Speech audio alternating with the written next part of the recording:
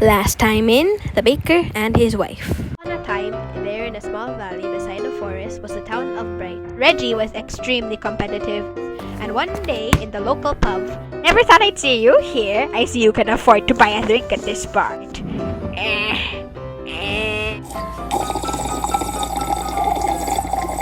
Your hair is always untidy, your donuts taste like tires, your bakery is old and ugly, and I can beat you in any baking contest anytime I want. Now that was a total lie. John was just trying to make Reggie shut up and stop annoying him with. But Reggie didn't know that, and John certainly is not going to tell him. Well, if what you say is true, I have a wager for you. We will each prepare a loaf of bread, and the townspeople will judge which is better. And the loser has to work for the winner for 1 year. The mad frenzy, John agreed, and so the competition began. Will John end up working for Reggie? Will Reggie ever stop being annoying? And is Choji going to stop choking? Well, I'm here to answer all those questions and more. Without further ado, the baker and his wife continued. Up. You have to feed my cat first. This is my cat Mocha. She likes to eat subs, likes, and comments, so I request you go help feed her. Anyways, let's get back to the story. The baker and his wife continued.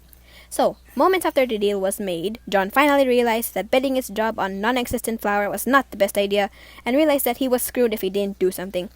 So he left the pub and went home to tell his wife Katrina.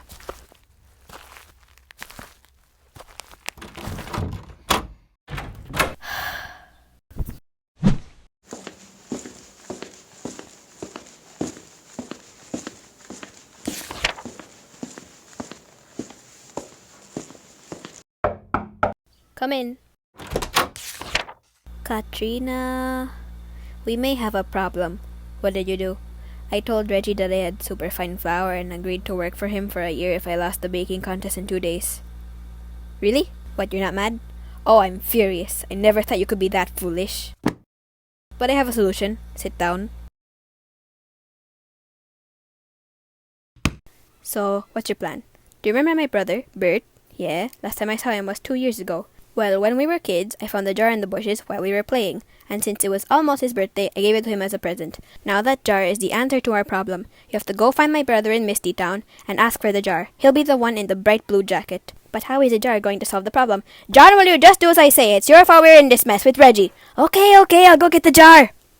So, the following day, John traveled from the town of Bright to Misty Town, which, despite its name, was not misty at all. As John rode his horse through the streets, he noticed a flash of bright red hair. It was a young man with exactly the same bright red hair as Katrina, exactly the same eyes as Katrina, and he was wearing a bright blue jacket, just as Katrina had said he would. It was Katrina's brother, Bert.